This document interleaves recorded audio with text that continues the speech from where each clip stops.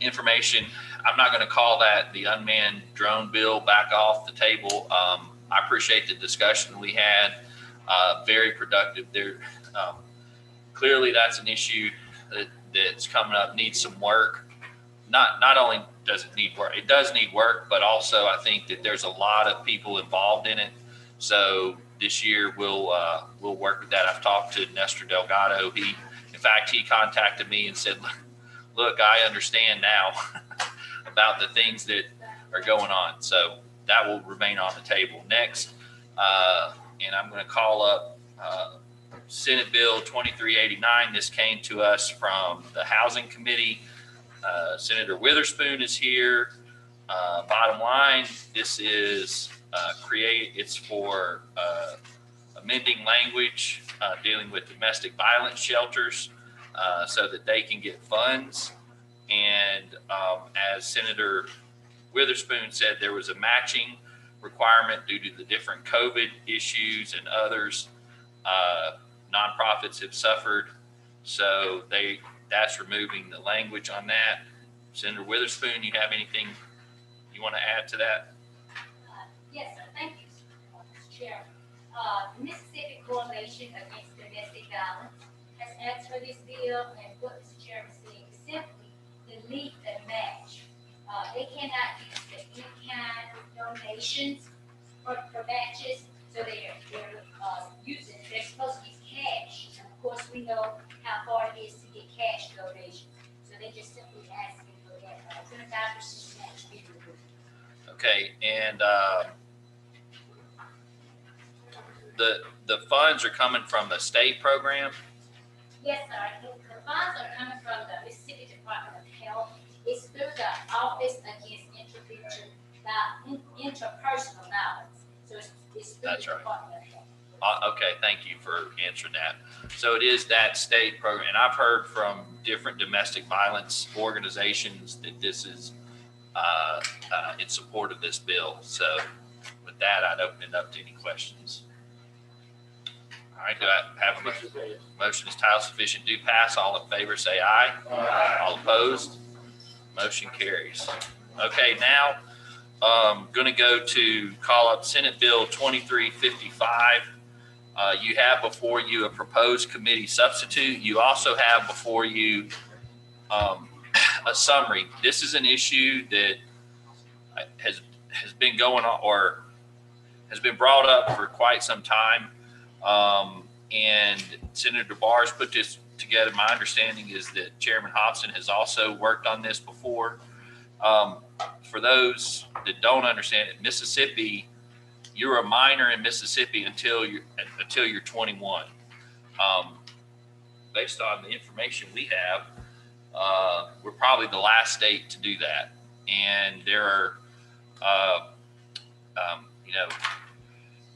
and when I personally, when people come and everybody thinks that 18 is an adult, and I think that's where everybody stands. You can go to the military, all of those good things, and this is left over from a while ago.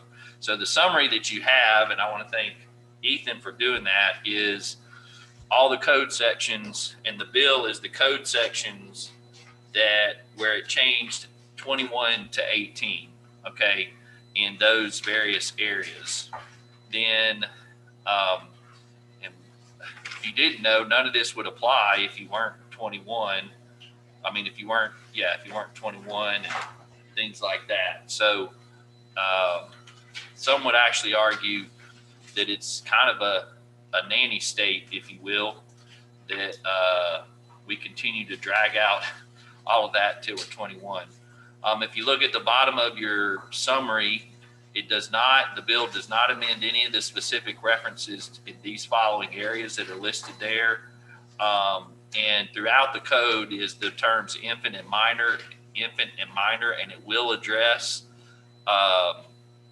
where it says that it would be 18, not 21. Senator Barr, you have anything to add on that? Thank you, Mr. Chairman. You're correct. Senator Hobson actually started this discussion many years ago. Then I filed it 3 or 4 years ago. about 2 or 3 years ago, we actually had a meeting in the off session.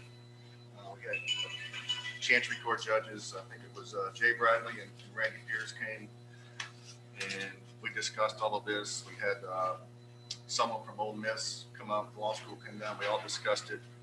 And right now, I think Mississippi, if I remember correctly, is one of 2 states where the age majority is 21, Alabama being 18, Louisiana is currently 19, or vice versa. Alabama's 19, Louisiana's 18. And so, like you said, Mr. Chairman, what we've excluded is everything from education on the back page of the notes, the handout, you can see that. Public health and welfare. We don't want to affect any health care, Medicaid, hunting, Department of Public Safety, alcohol, obviously. There is a reverse repealer in the bill, and working with Ethan on it this morning, we put an implementation date of July 1 of 2022. Isn't that right? 23. Yeah, 2 years. So it'll take effect in 2 years. That way it gives the courts and everybody a chance to understand what it is we're doing, and then an opportunity to potentially next year come back and give us comments or changes that might need to be made on it. So, I've always thought that, I think we've discussed this the last several years, if you can, vote at 18, you can go fight and die for your country at 18, go to prison at 18. Why shouldn't you be treated as an adult at 18? And so that was the impetus for my introducing the bill. And so with that, I'll take any questions the committee may have. Okay. Any questions? Senator Simmons. Thank you, Mr. Chairman. And thank you, Senator Barr. I know you've been working on this issue for a while. And I guess I really appreciate the fact that we don't have an effective date until a while, and also that there's a reverse repealer. I will ask you, I don't know if the youth court judges have been involved, but I know if you are adjudicated in youth court can still retain jurisdiction of a youth up until they actually turn 20. And so if we could just make sure that our youth court judges are involved to see what, if any, effect this will have on them still being able to retain jurisdiction of a minor that they are still rehabilitating in the system. Thank you. It's my understanding, once you're in youth court, you can't be released from youth court until the youth court says so, but I'll confirm that and make sure we're not changing that in any way. Thank you, Senator Barr. Thank you, Mr. Chairman. Senator Parker. Thank you, Mr. Chairman. Thank you, Mr. Chairman. Also, like we talked in our last meeting, and again, thank you to Senator Wiggins for setting up a little study committee to look into the disability issue. My concern, of course, would be people who fall into that little loophole between 18 and 21 with some type of disability, where a parent has maybe made plans for that child to reach current age of majority, and then would, in addition to continually asking members of the legislature for some assistance beyond the age of majority, receive notice that now we have moved that down to a number that then would eliminate that child support benefit earlier than expected. And I feel strongly that most members of this body, don't want that to happen. But as we go forward on this, I'd like that to be something that we look at for that gap group. I'm all in favor of us being, in line with other states for the age of majority, but I also am in favor of us looking for those special circumstances and making a difference in those. And I think that's what the chairman is looking to do in the task force that he's setting for. So do you have any comments to that? Well, I think when Ethan and I, and the chairman, discussed it, we specifically didn't want to affect those with special needs or any type of disability. And that's why we removed the language from the committee sub, is because, whether 18 or 21 or 25, if you got a disability, you're always going to have a disability more than likely. So we don't want to affect that. And that's why we removed the language.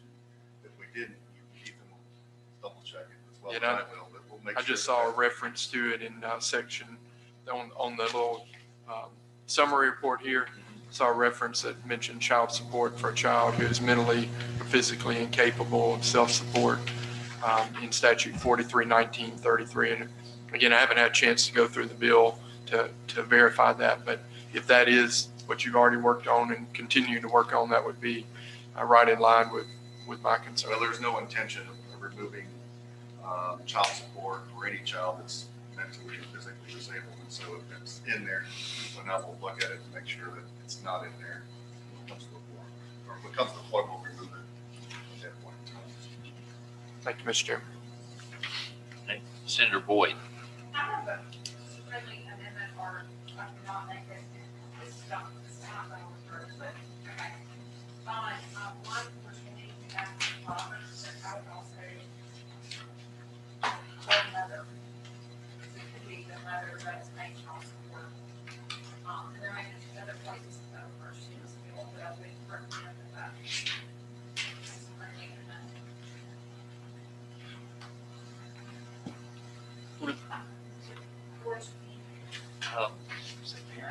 What, can you, I have a question on that of council. Can you be a putative mother? It says a putative father, which my understanding putative is you think that's who it It is. is, that's, I think it is. I was just saying, either father or mother, or natural mother, or just mother. Okay, you've heard, is that your amendment? Okay, you've heard, question on the amendment? Senator Hobson. Question. Thank you, Mr. Chairman.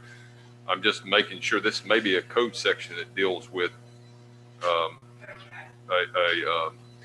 child support issue for a derelict father, maybe, or a unknown father. So I want to make sure before we make that change that we're not looking at a code section of a where there's some question about paternity or something of that nature. Because I'm looking just ahead of that where it's got the order may include provisions for reimbursement for medical expenses to the pregnancy and birth of the child, accrued maintenance, reasonable expenses, et cetera. So it makes me think that this has got a code. Yeah, And it may, yeah, I just don't want to put it in there if it's not in the right place.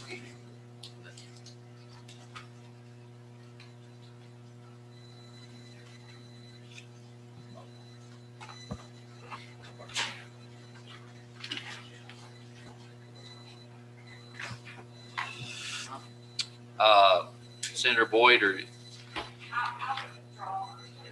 okay, And later if we need to. the amendment is withdrawn. Okay, who's Senator Turner? Ford. Thank you, Mr. Chairman. My question is that, and I'm asking for the purpose of just trying to have an idea of how to process this. Is there some general theme to the provisions that allow 18-year-olds to be recognized as adults? You understand my question? Yeah, I can answer that, Mr. Chairman. Go ahead. There is a provision that a child or a person over 18 but not yet reached the age of 21 can file for a petition for emancipation. It can be for anything from to enter into a contract for real estate purposes, to enter into a lease.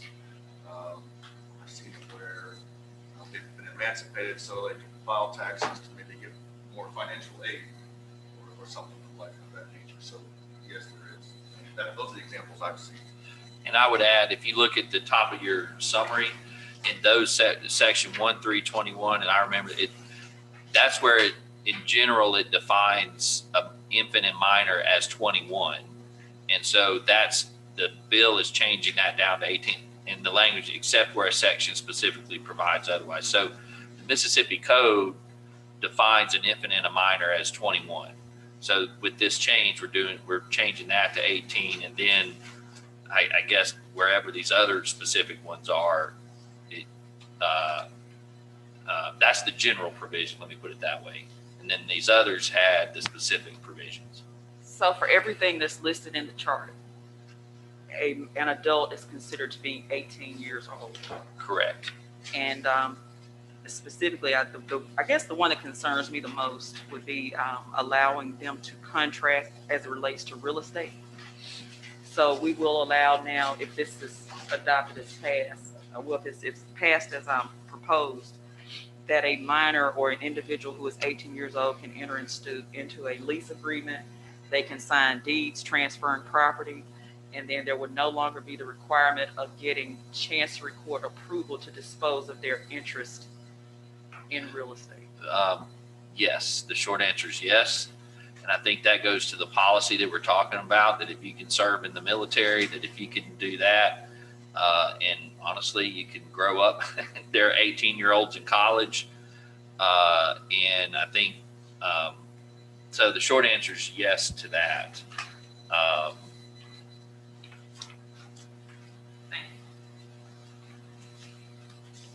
Senator England? Yeah, thank you, Mr. Chairman. I have a question that it probably has an easy answer. I just want to make sure that it's not something that I'm missing on. This is on section 9, which is page 10, line 277, and it deals with the statute of limitations.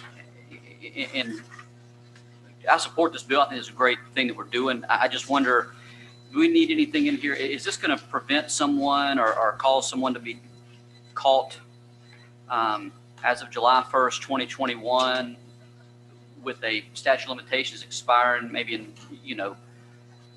very much quicker than they expected it to originally? Because I could see where if on July 1st, 2021, if this measure takes effect and you've got someone who turns 21 within the next 2 days, well, that would have been when their statute would have began running, I believe. But this bill may, in fact, bar their claim as of that date. Is that?